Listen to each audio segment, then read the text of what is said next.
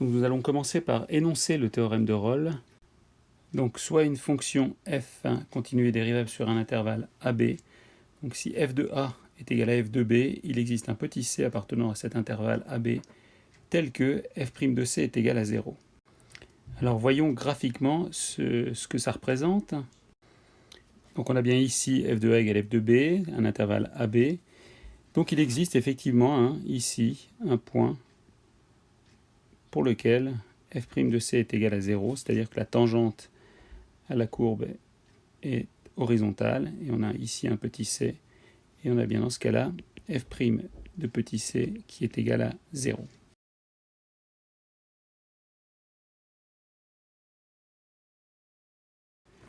Voyons maintenant le théorème des accroissements finis, ainsi que l'énoncé, ainsi que la démonstration. Toujours soit une fonction f continue et dérivable sur un intervalle AB, alors il existe un point petit c, donc ici, qui appartient à cet intervalle AB, tel que f' de c est égal à f de b moins f de a divisé par b moins a. Alors voyons graphiquement ce à quoi ça correspond. Si on trace donc la droite qui passe par le point A et le point B, alors il existe un petit c, donc qui est probablement plus ou moins par là, pour lequel la tangente à la courbe sera parallèle à celle qu'on vient de tracer. On a un petit c ici, de cette manière-là. Alors ça signifie que par exemple, si on roule à 120 km/h de moyenne entre Zurich et Bâle, il existe un moment, et là en l'occurrence ce sera à ce moment-là, au moment C, pour lequel la vitesse aura exactement été de 120 km/h. Alors pour démontrer ce théorème, nous allons d'abord construire une fonction g de x qui est égale à f de x plus lambda fois x, et puis cette fonction on voudrait qu'elle vérifie les hypothèses de Rolle. Et puis donc après on pourra utiliser le théorème de Rolle. Donc si on a g de a est égal à g de b, donc l'hypothèse de Rolle, alors dans ces cas-là ça veut dire que ici on aura f de a plus lambda a est égal à f de b plus lambda b.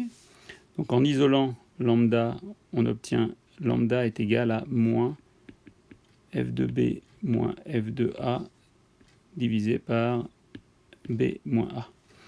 Donc maintenant, vu qu'on a ici les hypothèses de Rolle qui sont vérifiées, donc maintenant on peut appliquer le théorème de Rolle, et donc il existe un petit c, il existe un petit c qui appartient à un intervalle AB, tel que f' de c est égal à 0. Alors ici, c'est pas f' de c, puisqu'on a pris la fonction g, mais donc c'est bien ici, donc g' de c qui est égal à 0.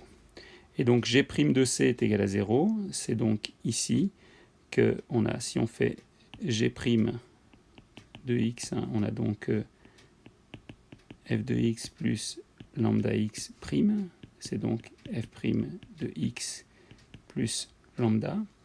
Et donc pour le point C, donc g' de c est égal à 0, c'est donc ici f' de c plus lambda qui est égal à 0.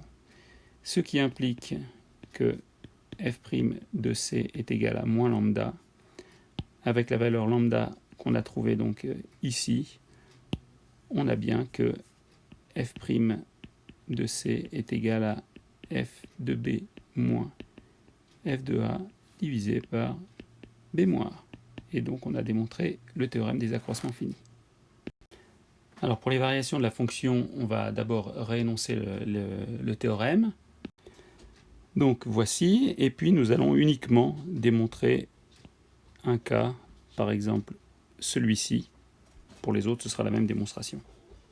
Donc pour démontrer ce théorème, nous allons démontrer les deux cas, c'est-à-dire premièrement, si f' de x est positif, alors la fonction est croissante, et deuxièmement, si la fonction est croissante, alors f' de x est positif.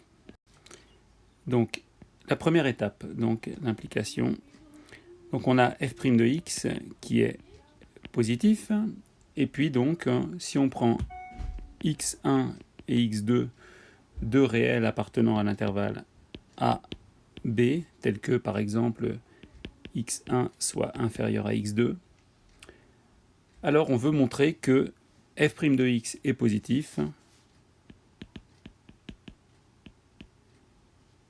f' de x est positif, implique que f est croissante. Donc d'après le théorème des accroissements finis, on sait que quel que soit c appartenant à un intervalle x1, x2, alors on a f' de c qui est égal à f' de x2 moins f de x1 divisé par x2 moins x1. Et puis ici, une des hypothèses de départ, c'est que la dérivée est positive, donc ceci est positif ou nul. De plus, on a que x2 est supérieur à x1, donc ça veut dire que cette partie ici, elle est positive. Ça implique donc que f de x2 moins f de x1 est positif ou nul, et donc on a bien que f' de x positif implique que f de x2 est supérieur à f de x1. Pour la deuxième partie, donc pour la réciproque, on a la fonction qui est croissante avec par exemple x0 qui est inférieur à x. Et puis ici, avec nos valeurs, ça veut dire que f de x moins f de x0 divisé par x moins x0 est positif. La dérivée de f en x0 est donnée par la formule f' de x0 est égal à la limite quand x tend vers x0 de f de x moins f de x0 divisé par x moins x0. Or, ce terme-là est positif, donc on a f' de x0 qui est positif ou nul. Ici, on met nul. On a donc ici bien démontré les deux cas, l'implication et la réciproque, donc on a bien démontrer ce qui se passe pour les variations d'une fonction.